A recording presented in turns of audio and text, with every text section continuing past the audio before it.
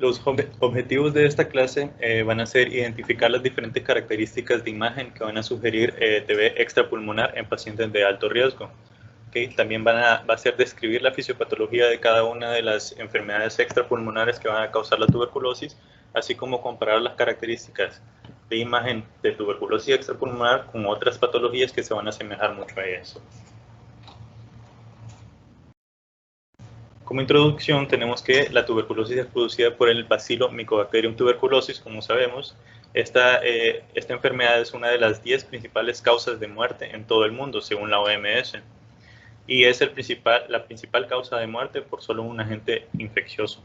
¿Okay? Se estima que en el 2017 10 millones de personas desarrollaron tuberculosis.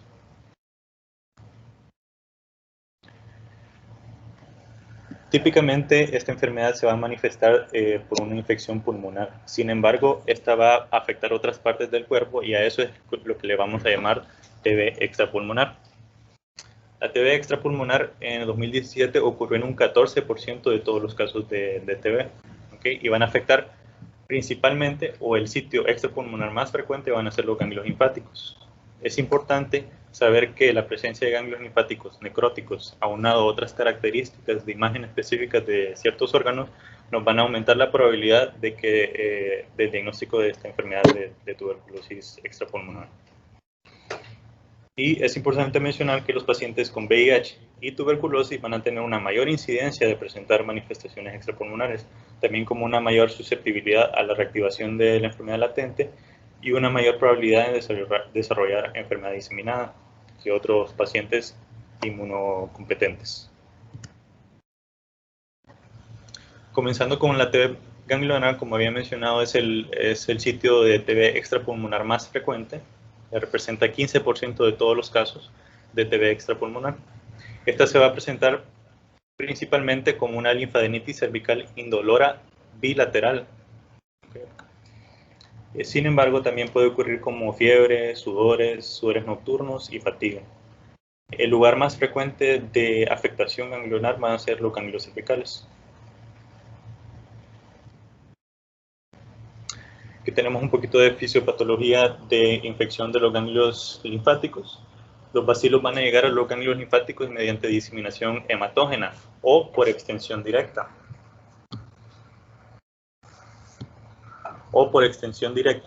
Desde las amígdalas palatinas o adenoides, principalmente en los niños. ¿Okay? Estos se van a alojar en los senos de los ganglios linfáticos, donde van a ser fagocitados por los macrófagos inactivos. ¿Okay? Ahí los bacilos dentro de los macrófagos inactivos van a replicarse hasta que causa la muerte celular y se van a liberar estos bacilos. Cuando estos bacilos se liberan, pues los monocitos y los macrófagos activados van a formar un granuloma para tratar de detener la infección y limitar la replicación de los bacilos. En esta etapa, pues van a evolucionar a un granuloma con centro necrótico y tejido de granulación periférico, que está comprendido por macrófagos activados y linfocitos, y un centro caseoso, que es tejido necrótico.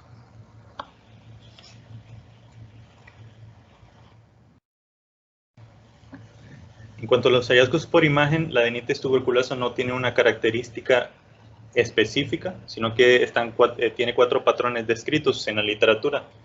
El primer patrón, que es el más común, es un ganglio linfático aumentado de tamaño, hipodenso, que va a tener un realce periférico grueso a la administración de contraste. Así como podemos ver en esta tomografía de cuello contrastada, en nuestra imagen a la izquierda, una tomografía de cuello contrastada en cortexial, vemos este ganglio linfático a nivel 3, redondeado, con centro hipodenso y realce periférico grueso. El segundo patrón descrito van a ser grandes ganglios linfáticos aumentados de tamaño, confluentes, de baja atenuación, que van a tener un realce periférico y van a tener pérdida de los planos gasos adyacentes, como nosotros le llamamos conglomerado de ganglios de adenopatías, como podemos ver en este ejemplo. Tomografía de cuello contrastada en cortexial, en el cual vemos múltiples ganglios confluentes, hipodensos, con realce periférico grueso. ¿Okay?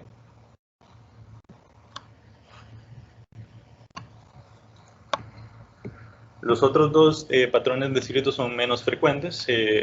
y van a consistir en el patrón número 3, que es ganglios linfáticos aumentados de tamaño homogéneos, y el número 4 es ganglios linfáticos agrandados con realce periférico, pero la pared de este realce va a ser delgada y van a tener preservación del hilo graso.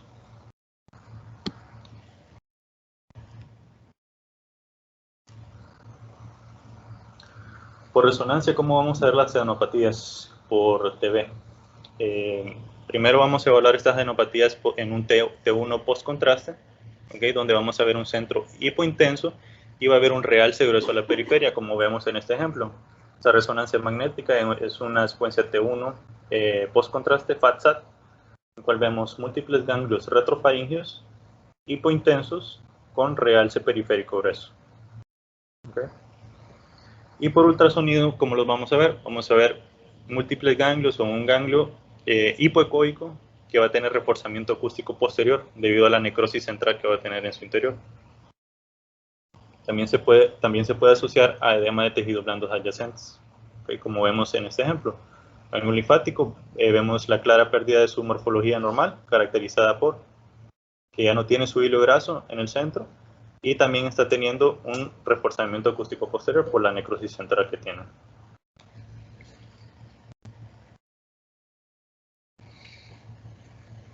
Siguiendo con la tuberculosis leptomeningia, esta es la forma más común de TB que va a afectar el sistema nervioso central. Estas se van a manifestar comúnmente como una meningitis, ya sea subaguda o crónica.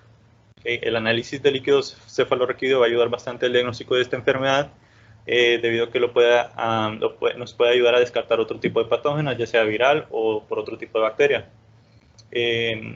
La tuberculosis leptomeningia va a presentar en el líquido cefalorraquídeo una pleocitosis linfocítica, va a haber hipoglucorraquia, va a haber un aumento de las proteínas y también un aumento de la adenosina desaminasa. ¿Okay? En cuanto a la fisiopatología, esta infección se va a propagar mediante vía hematógena desde un punto distante, usualmente una tuberculosis pulmonar. Va a haber diseminación hematógena, se va a alojar en la pía formando focos de Rich.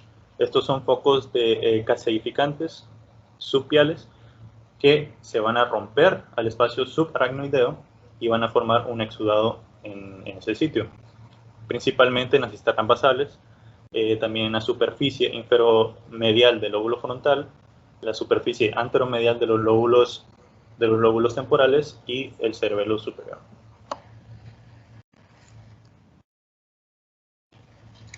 ¿Qué vamos a ver en la tuberculosis leptomeningia? Por imagen, vamos a ver un realce meningio basal, hidrocefalia que va a estar condicionada por exudados inflamatorios que van a obstruir el flujo de líquido cefalorraquídeo en el espacio subaracnoideo.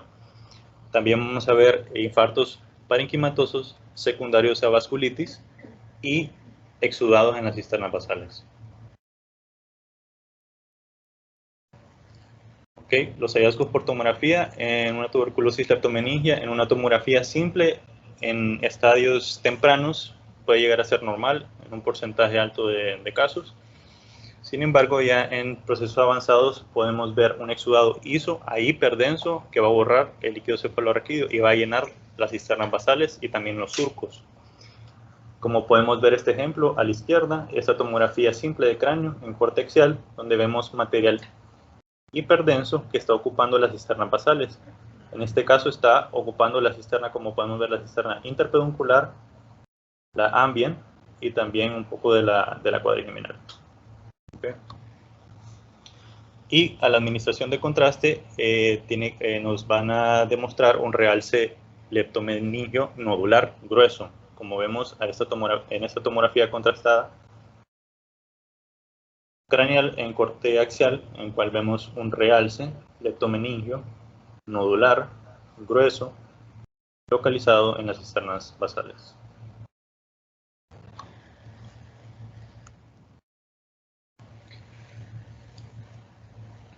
Por resonancia magnética, esta tuberculosis se va a caracterizar por un realce leptomeningio en la mayor parte de casos o paquimeningio grueso ocasionalmente, que va a afectar principalmente a las cisternas basales, y también se pueden ver hiperintensidades, más que todo en las secuencias FLAIR, en los surcos y en las cisternas.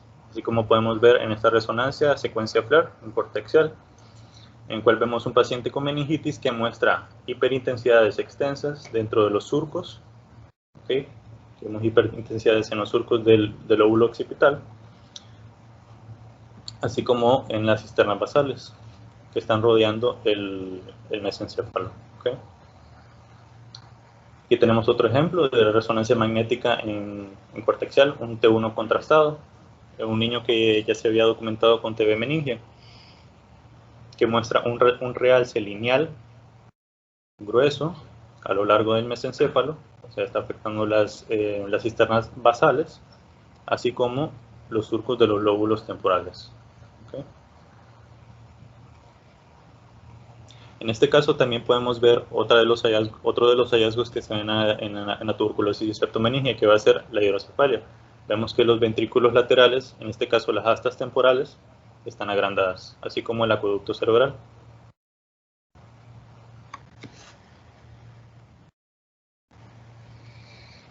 Siguiendo con la tuberculosis cerebral, la manifestación más común parenquimatosa van a ser los tuberculomas. ¿Okay? Estos van a ser causados por diseminación hematógena, ya sea o por extensión de una infección del líquido cefalorraquídeo a través de las venas corticales o pequeñas arterias penetrantes. Va a ser raro que el paciente solo tenga tuberculomas o solo tenga tuberculosis cerebral, usualmente va a estar asociado a tuberculosis leptomeningia. Los tuberculomas cerebrales van a tener diferentes características por imagen dependiendo de la etapa de evolución de los mismos. Estos se van a dividir en tuberculomas no caseificantes, tuberculomas caseificantes sólidos y tuberculomas con licuefacción central. Okay. Los tuberculomas no caseificantes son lesiones sólidas que no van a tener necrosis, okay. Van a aparecer como lesiones redondas en la sustancia blanca subcortical y se van a caracterizar por ser hipointensos en T1, hiper en T2 y van a tener realza a la administración de contraste, así como un edema vasogénico subyacente. En cuanto a los tuberculomas caseificantes sólidos, estos van a tener una zona de necrosis central, ¿okay? Que va a estar rodeada por una cápsula de tejido de colágeno externo. ¿Okay? Estos se van a ver hipo a isointensos en T1, se van a ver hipointensos en T2 y van a tener un realce en anillo a la administración de contraste. Y por último, la última etapa va a ser la tuberculosis con licuefacción central, que esta se va a caracterizar por la licuefacción de material gaseoso en su centro, que estos van a ser indistinguibles de otros tipos de abscesos cerebrales. ¿Okay? Van a ser hipointensos en T1, hiperintensos en T2, van a restringir a la difusión y van a tener un realce periférico irregular y grueso en la administración de contraste. Cabe mencionar una diferencia con los abscesos piógenos cerebrales, es que en los abscesos por tuberculosis va a haber poco edema periférico en el caso de los tuberculomas con licuefacción central. ¿Okay? En el caso de los abscesos piógenos, pues se va a ver un edema importante vasogénico. Aquí tenemos unos ejemplos. Las imágenes superiores, las 3 imágenes superiores son de un varón de 19 años con inmunosupresión después de un trasplante de médula ósea y antecedente de tuberculosis diseminada. Okay, estas imágenes demuestran múltiples granulomas tuberculosos en diferentes estadios. Vemos que la primera imagen es una secuencia T1, la segunda es un T2, un T1 contrastado y el último es un mapa de ADC, en el cual vemos un tuberculoma, ¿okay? Subcortical no caseificante, ¿okay? En el lóbulo temporal derecho. Vemos que está hipo en T2, ¿okay? Tiene edema vasogénico y va a mostrar realce homogéneo a la administración de contraste en T1. Y en el lóbulo occipital izquierdo vemos esta imagen ovalada, heterogénea, ¿okay? Que tiene una cápsula irregular y gruesa, que está realzando la administración de contraste y tiene difusión, está restringiendo la difusión. ¿Okay? Esta imagen es compatible con un tuberculoma con licuefacción central, que es la etapa final que habíamos descrito anteriormente. Y las imágenes de abajo son un varón de 18 años con infección por VIH también y tuberculosis pulmonar. Tenemos una imagen en T2 y en T1 post contraste, en el cual vemos múltiples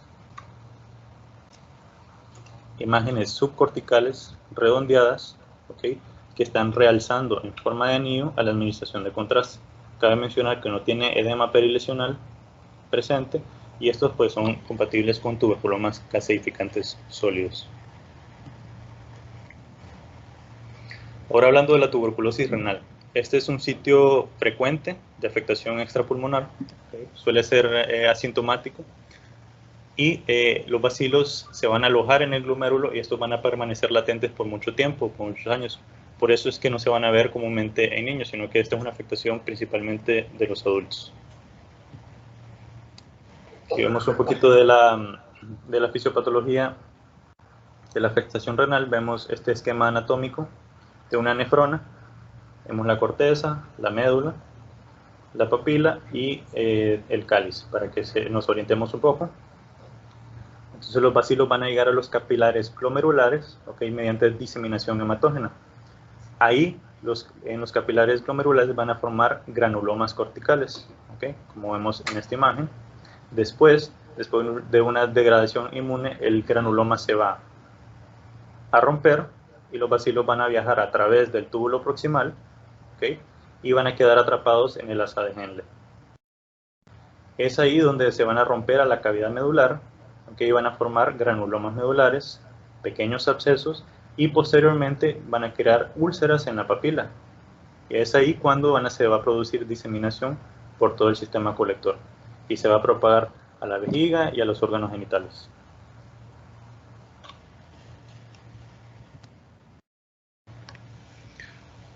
En cuanto a los hallazgos por imagen, el hallazgo más temprano va a ser la afectación de los cálices menores. Esta se va a caracterizar por una erosión y necrosis papilar que va a provocar una pérdida de la morfología normal del mismo y dando un aspecto apoliado.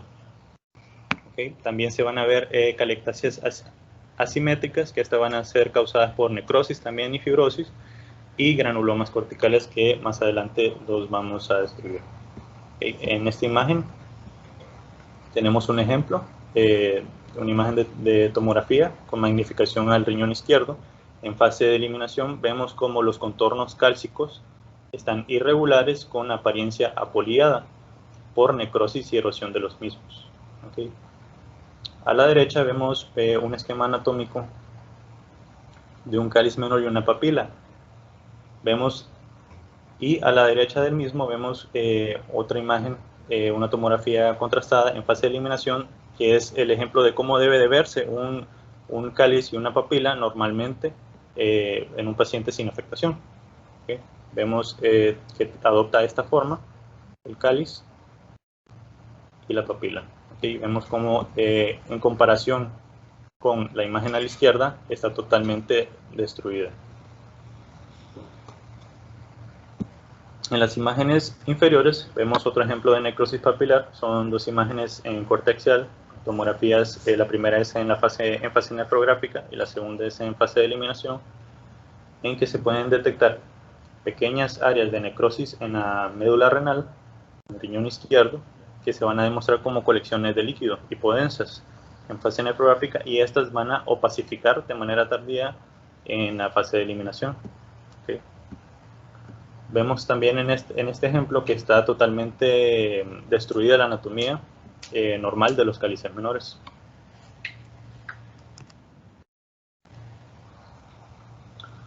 Los granulomas corticales es otra manifestación de la TBE renal. Estas se van a verse como masas sólidas hipodensas en el parénquima. Aquí vemos dos imágenes, dos ejemplos. Las imágenes superiores vemos, la primera imagen es una tomografía simple, en corte en una reconstrucción coronal, y la segunda es una reconstrucción coronal pero en fase nefrográfica. ¿Okay? En el cual vemos múltiples imágenes hipodensas en la fase nefrográfica, ¿okay?, en la corteza del riñón izquierdo, así como calcificaciones, la cual se pueden apreciar en la fase simple. Otra manifestación de la tuberculosis pulmonar va a ser masas gaseosas en el parénquima. ¿Okay? Como podemos ver en estos ejemplos inferiores. Vemos a la izquierda, inferior izquierda, esta tomografía contrastada en corte axial. En fase nefrográfica vemos múltiples masas hipodensas que van a reemplazar prácticamente todo el parénquima del riñón izquierdo y van a representar áreas de necrosis gaseosa. Así como tenemos este ejemplo inferior derecho, una tomografía simple en reconstrucción coronal, en cual vemos que las porciones superior y media del riñón izquierdo están prácticamente destruidas y reemplazadas por masas de contenido gaseoso y parcialmente calcificadas.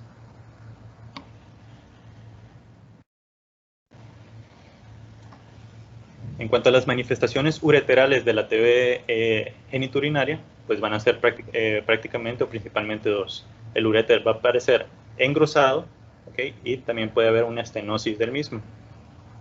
Los sitios más frecuentes de estenosis van a ser en la unión ureteropélvica y en el uréter inferior. ¿Okay? Estas estenosis pueden dar o pueden progresar a calectasias regionales e hidronefrosis generalizadas. Así como podemos ver en la primera imagen superior a la izquierda, una tomografía en reconstrucción coronal en fase de eliminación. Vemos una mujer de 70 años que ya tiene diagnóstico de TB genitourinaria. Vemos un engrosamiento importante, ¿okay? de la pared ureteral. ¿Okay?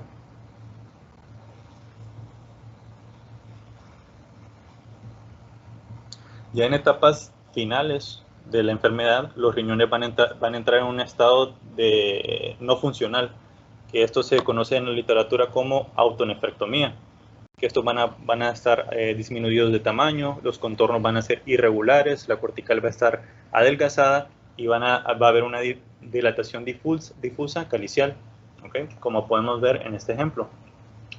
En esta tomografía contrastada, en esta tomografía simple, en reconstrucción coronal, vemos un hombre ya con diagnóstico también de TB urinaria, en el cual vemos una reducción severa del tamaño, ¿okay? Que está reemplazado por múltiples calcificaciones lobares, y pues esta es la apariencia clásica de autonefrectomía. En cuanto a la tuberculosis vesical, el hallazgo radiológico más frecuente es que la vejiga va a tener un engrosamiento mural generalizado, irregular, y también va a tener una capacidad vesical reducida, así como podemos ver en estos dos ejemplos. Primero, en esta tomografía abdominal en corte axial, fase nefrográfica en corte axial, en el cual se presenta una vejiga con una reducción severa de su capacidad, así como un engrosamiento marcado del mismo. ¿Okay? Aquí lo podemos ver en una reconstrucción coronal, las mismas características en la vejiga. Sin embargo, aquí apreciamos de mejor manera la estenosis que está ocurriendo a nivel de la unión ureterovesical, que va a provocar una dilatación marcada del uréter izquierdo.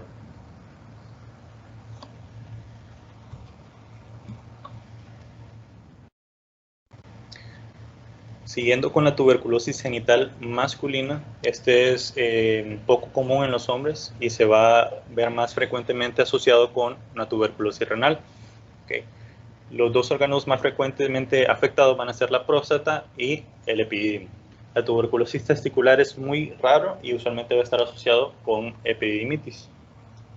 Esta se va a dar por diseminación hematógena, y en el análisis de orina va a revelar una piuria estéril a nivel del antígeno prostático, una piuria estéril, y también el antígeno prostático específico va a estar elevado en caso que la próstata va a estar afectada.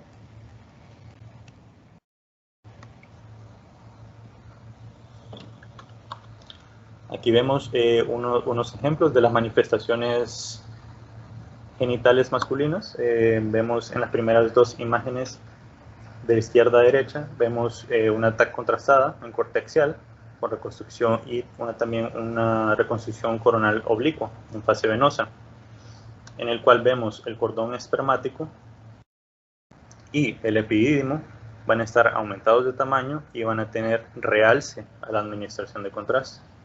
Okay. También este paciente tiene un hidrocele bilateral, y vemos cómo aunque se ve parcialmente en esta imagen, el testículo está aumentado de tamaño y está muy hipodenso. Todas estas son manifestaciones de TB genital. Y también vemos este ejemplo a la derecha, esta tomografía contrastada en corte axial, en fase venosa, en cual vemos una próstata agrandada de tamaño, va a estar heterogénea y va a presentar una zona hipodensa en su interior rodeada por bordes que van a realzar a la administración de contraste. Este es secundario a un absceso por tuberculosis.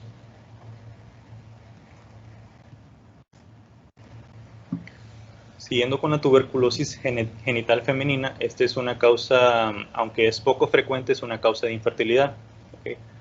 Va a afectar en su mayoría, en su mayor frecuencia a las trompas de falopio y seguidamente por el endometrio. En países con alta prevalencia de TB, hasta un 25% de las mujeres va a presentar infertilidad. El diagnóstico en estos casos es fundamental debido a que las mujeres con TB, que son adecuadamente tratadas con antituberculosos y también con técnicas de reproducción asistida, más de la mitad de ellas van a poder quedar embarazadas. ¿Cuáles van a ser las manifestaciones de la tuberculosis genital femenina? Podemos ver dilatación bilateral de las trompas de falopio, estenosis tubárica, se puede manifestar como una salpingitis ístmica nodosa, hidrosalpinx o piosalpinx, y usualmente va a estar asociada a calcificaciones nodulares en los anexos.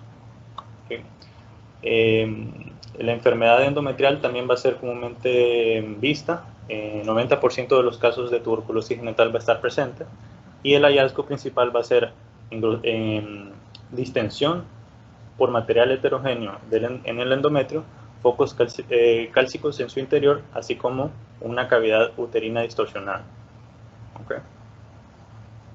Aquí vemos tres imágenes de tomografía en corte axial, contrastada, en la cual vemos en las imágenes superiores las trompas de falopio están distendidas,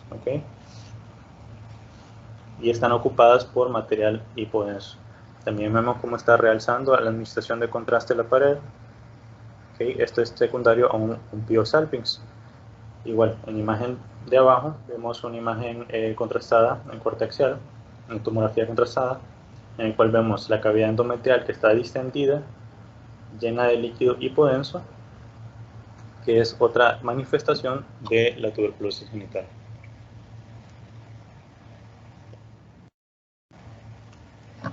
Bueno, aquí tenemos un caso de nuestro departamento. Vemos cuatro imágenes. Las superiores tenemos una tomografía contrastada en fase venosa, en reconstrucción coronal, una tomografía a nivel de los pulmones en ventana pulmonar, y las de abajo pues en fase venosa en corte axial. En la superior a la derecha vemos cómo los pulmones, aunque son discretos los cambios, pues tenemos múltiples nódulos de menos de 3 milímetros de diámetro, de distribución difusa, que se van a acompañar con adenopatías necrosadas, como vemos en esta imagen acá. Adenopatías mesentéricas necrosadas, agrandadas, tienen realce a la administración de contraste periférico, y estos hallazgos van a estar asociados con engrosamiento asimétrico del ciego y del intestino del ilion terminal. Este caso fue un caso de tuberculosis intestinal. Es poco común este tipo de tuberculosis, sin embargo es una manifestación, es la más común en casos de tuberculosis abdominal. Hasta un 15% de los pacientes con TB abdominal van a carecer de enfermedad pulmonar activa en el momento del diagnóstico. Entonces esto lo que va a hacer es que va a dificultar el diagnóstico en el abordaje del paciente. Hablando un poco de la fisiopatología de la tuberculosis intestinal, pues los bacilos van a infectar el tracto gastrointestinal después de que la persona tosa o después de la ingestión de leche infectada. Es ahí cuando los bacilos o las bacterias van a infectar el tejido linfoide submucoso, van a crear granulomas en la submucosa y van a ulcerarse posteriormente. La mucosa circundante se va a engrosar como consecuencia de una respuesta inflamatoria y luego van a crear pues las características de imagen que vimos anteriormente. Engrosamiento de la pared asimétrica del mismo, del ciego y del ilion terminal, principalmente el ilion terminal. Este es el sitio con mayor frecuencia que se ve afectado.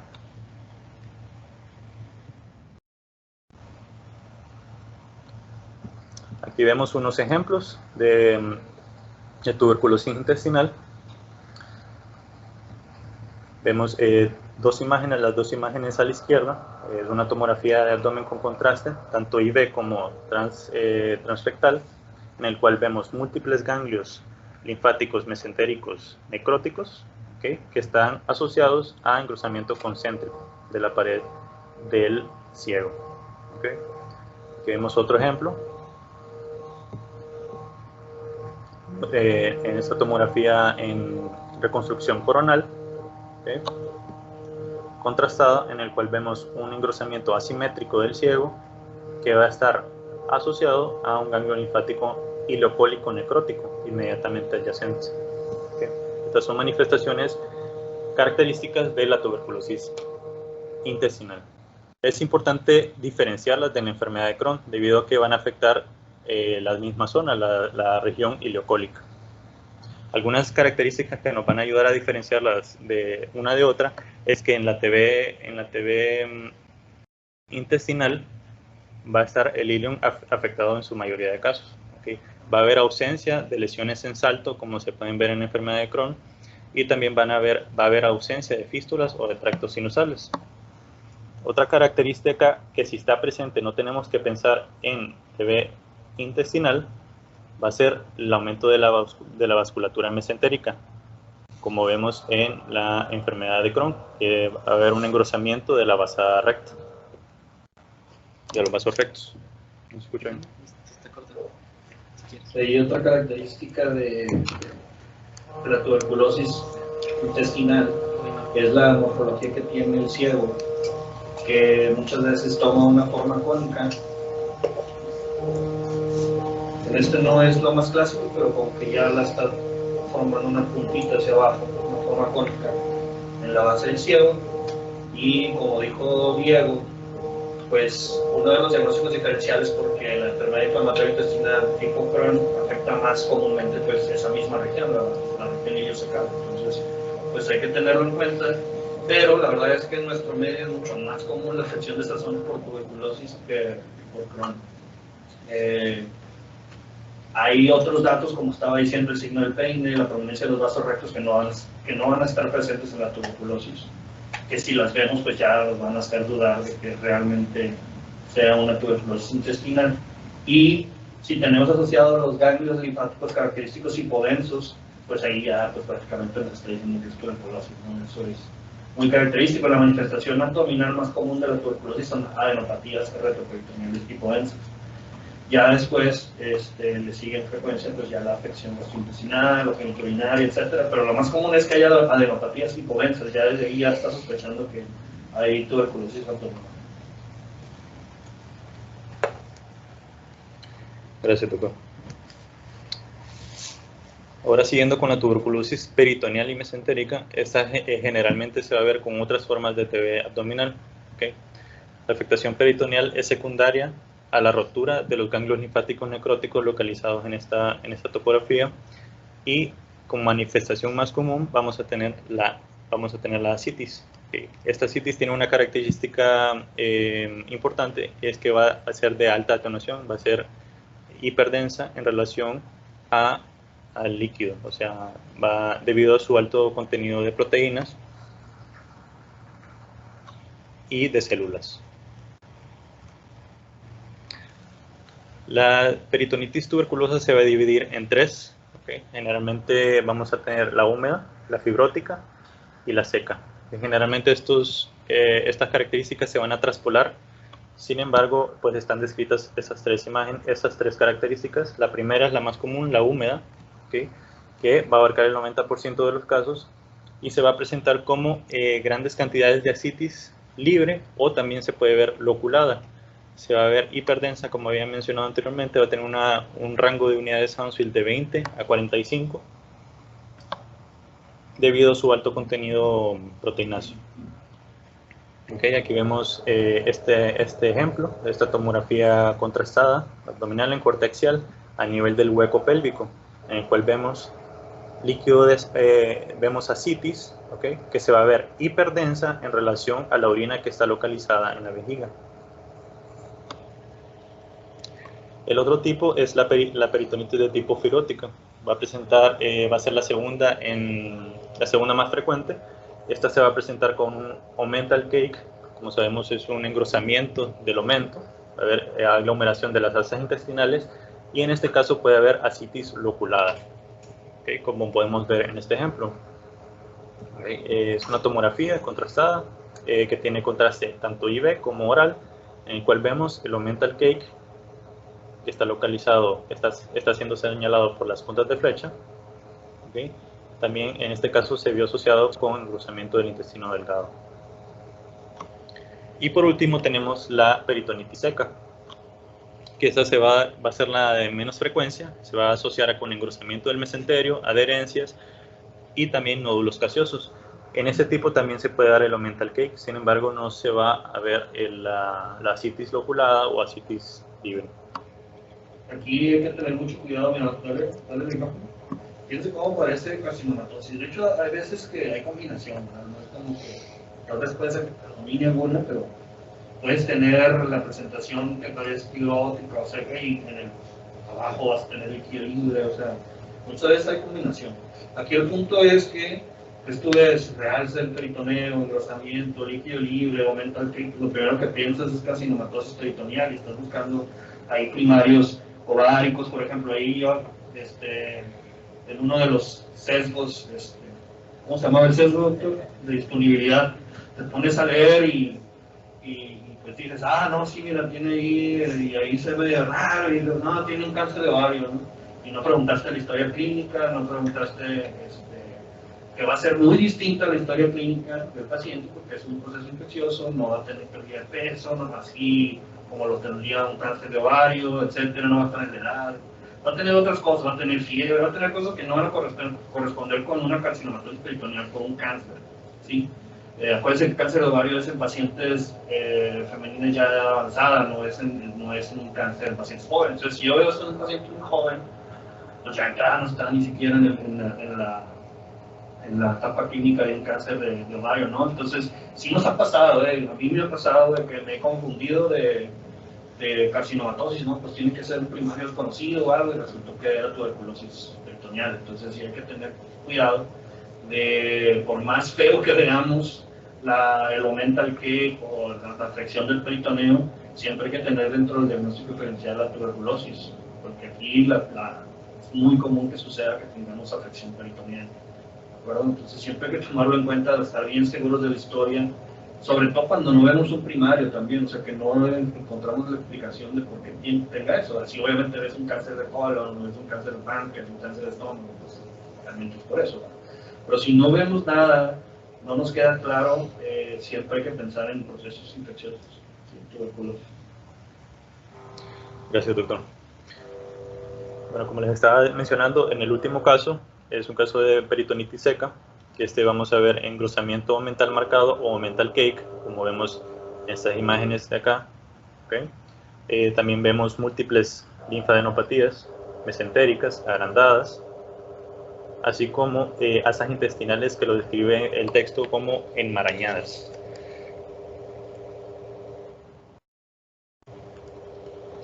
Siguiendo con la tuberculosis de órganos sólidos, esta va a afectar comúnmente al hígado y al vaso. ¿Okay? Va a ocurrir principalmente en pacientes inmunodeprimidos que ya tienen tuberculosis miliar y que tienen afectación por el virus de inmunodeficiencia adquirida. ¿Okay? Estos principalmente se van a infectar mediante diseminación hematógena. ¿Okay? Y se van a manifestar como micronódulos o macronódulos localizados en el parénquima de estos órganos mencionados. Como había mencionado, se va a manifestar con múltiples nódulos pequeños y densos que van a estar diseminados por todo el parénquima, ¿okay? Que aunado a un cuadro de tuberculosis nos va a hacer pensar en este diagnóstico y nos va a hacer descartar otros diagnósticos diferenciales, ya sea infección por hongos, linfoma o metástasis. ¿Okay? Otros hallazgos que vamos a encontrar en esta enfermedad va a ser hepatomegalia, ¿okay? Ganglios linfáticos necróticos, y también se puede presentar como una tuberculosis macronodular, que vamos a ver ya nódulos de mayor tamaño hipodensos localizados en el parénquima principalmente hepático. Aquí vemos un ejemplo de lo antes mencionado, una tomografía de abdomen contrastada en reconstrucción coronal en fase portal venosa, en el cual vemos múltiples imágenes redondeadas hipodensas que principalmente están localizadas en el vaso.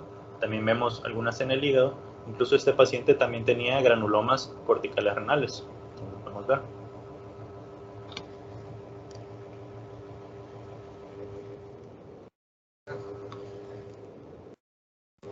Está muy claro para todo lo que se trataba, lo que decía Adrián. Por el cliente, como además tienes colecciones que son típicas, tienes afección ósea, ya entonces tienes muchas más otras cosas que a lo mejor si te centras nada más en esto, bueno, por ejemplo, ya cuando ves todo y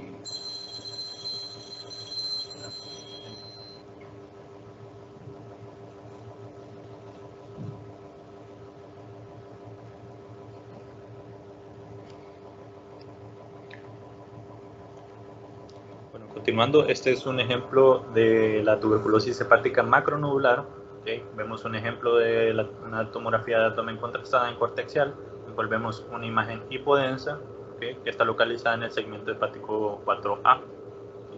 Este fue el caso de una tuberculosis macronodular que bajo el contexto clínico adecuado, pues sí lo vamos a sospechar. Sin embargo, si no tenemos ese contexto clínico, no lo vamos a poder diferenciar de otro tipo de diagnósticos, como ser un absceso de otro origen.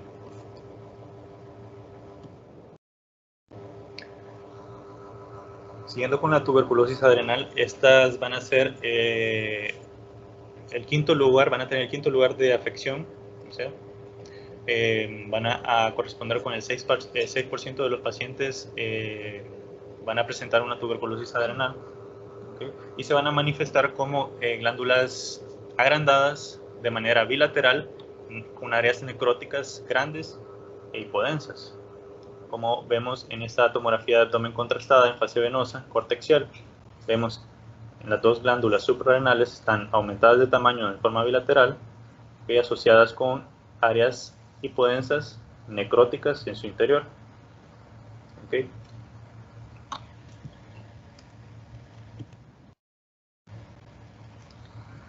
Siguiendo tenemos la espondilitis tuberculosa. La tuberculosis musculoesquelética es muy rara, pero la espondilitis va a representar la mitad de todos estos casos. Usualmente los síntomas van a ser crónicos e insidiosos, por lo que va a retrasar el diagnóstico y va a ser difícil realizarlo. ¿Okay? Esto se va a dar por diseminación hematógena y principalmente va a afectar la porción central y anterior de los cuerpos vertebrales, ¿okay? Mediante el plexo venoso de Watson. En cuanto a los hallazgos por imagen, comúnmente esta se va a ver afectada más comúnmente la columna torácica. ¿Okay? Se va a presentar también las lesiones en salto o skip lesions, o sea que no va a afectar dos cuerpos vertebrales continuos, sino que va a haber uno afectado, uno sano, uno afectado. ¿Sí? Eso se le llama skip lesions. ¿Okay? La destrucción del cuerpo vertebral va a comenzar en la parte anterior y adyacente a las placas terminales, por eso nos va a causar una cifosis focal. También se va a ver abscesos, se van a dar los abscesos fríos, que no se van a presentar como un absceso normal, no va a haber borramiento ni extracción de los planos adyacentes, sino que solo se va a ver una masa heterogénea con densidad líquida que va a estar rodeando la columna. Aquí vemos un ejemplo de lo que les mencionaba, una tomografía simple dorsal en reconstrucción sagital muestra un niño que tiene TB espinal. Vemos cómo las placas terminales es todo lo que nos queda del disco vertebral. del cuerpo vertebral. ¿Okay? Y esto le está condicionando una cifosis, una deformidad en cifosis de la columna dorsal. ¿Okay? La calcificación dentro del canal espinal va a ser clave para reconocer este tipo de infección tuberculosa, o va a ser lo que nos va a llamar la atención para dar ese tipo de diagnóstico. Aquí vemos una resonancia magnética también en el mismo paciente, en un T2, un corte sagital, en el cual vemos masas paravertebrales. ¿Okay? Estos van a corresponder con abscesos fríos, que ya está condicionando una compresión de la médula espinal. ¿Okay? Vemos como el cuerpo vertebral está completamente destruido y también pues condicionando la cifosis que ya habíamos mencionado antes.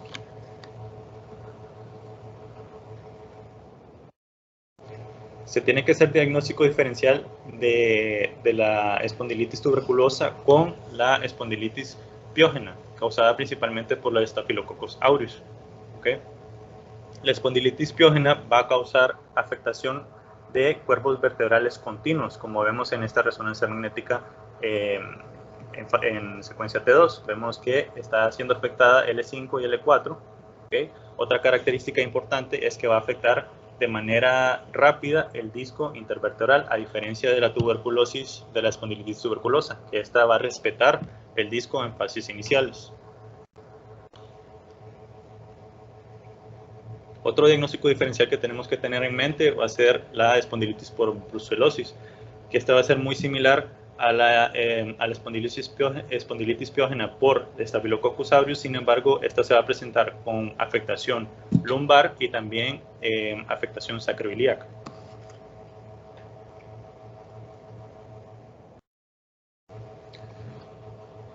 Ya por último tenemos la artritis tuberculosa, que es la segunda manifestación más común de la artritis musculoesquelética, y esta usualmente va a ser monoarticular. Va a afectar con mayor frecuencia la rodilla y la cadera. ¿Okay? La fisiopatología de esta enfermedad va a ser secundaria a osteomelitis o diseminación hematógena, dada por los vasos sanguíneos sinoviales. Esto van a crear una respuesta inflamatoria en la sinovia, ¿okay? Provocando congestión y engrosamiento de la misma. ¿Okay? Y nos va a dar un derrame articular reactivo. ¿Okay? Esto va a provocar erosión del hueso marginal y por último va a haber una destrucción del cartílago ya como hallazgo tardío. Como había mencionado antes, la tuberculosis o el bacilo de Mycobacterium tuberculosis carece de enzimas que van a destruir el cartílago. Por eso el hallazgo de destrucción cartilaginosa se va a dar hasta ya como va a ser un hallazgo tardío.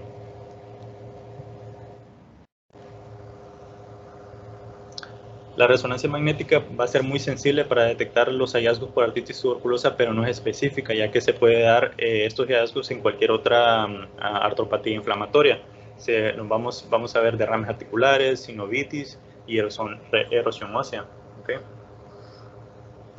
Aquí vemos unos ejemplos de una paciente con artritis tuberculosa, 47 años.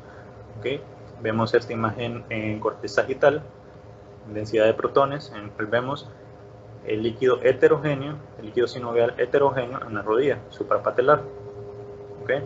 Esta imagen de en medio, una imagen sagital en T1 post-contraste FATSAT, vemos signos de sinovitis, vemos engrosamiento de la sinovia, también con realce de la pared de la misma. Y por último, también otro hallazgo comúnmente hallado en este tipo de enfermedad va a ser la erosión ósea, que va a estar la podemos observar en esta tomografía en secuencia T1, y vemos esta erosión ósea marginal en el cóndilo femoral derecho. ¿Sí? Como conclusión, pues tenemos que la tuberculosis extrapulmonar va a ser un desafío diagnóstico debido a sus síntomas insidiosos y poco específicos. Los ganglios linfáticos van a ser el sitio extrapulmonar más frecuente afectado, ¿okay? Y la presencia de ganglios linfáticos necróticos aunado a características específicas de los órganos, pues nos van a llamar la atención o nos van a hacer pensar en ese diagnóstico de tuberculosis extrapulmonar. Y tenemos que tener en cuenta que esta puede ocurrir independientemente del estado inmunológico del paciente.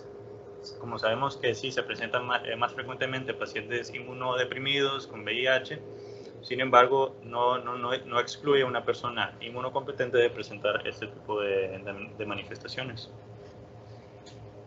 Otra cosa importante por ahí, de hecho hoy veíamos un caso ahí con Florencio, pacientes con VIH sobre todo, a veces la tuberculosis puede presentarse como infiltrados neumónicos e incluso causar necrosis, como si fuera una neumonía necrotizante, pero que no es lo clásico de la tuberculosis, que tenga los patrones raros de quemación, las cavitaciones francas, patrón fibrocavitario. A veces en los pacientes con VIH se infectan y hacen un tipo de neumonía necrotizante.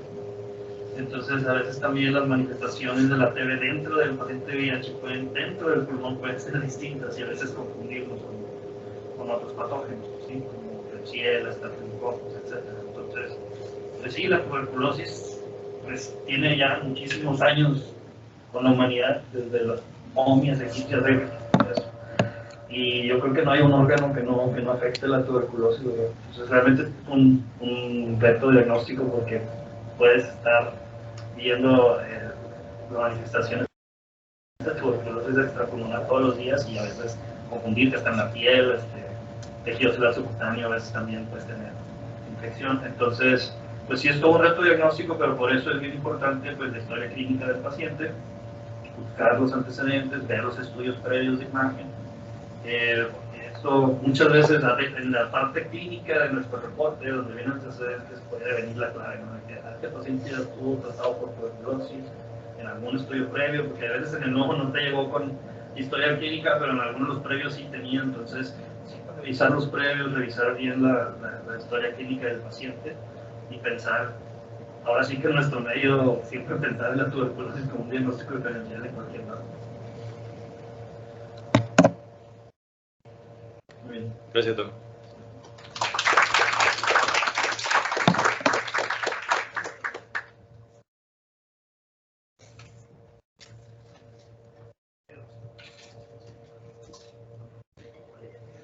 Muy buenas conferencias, muchas gracias.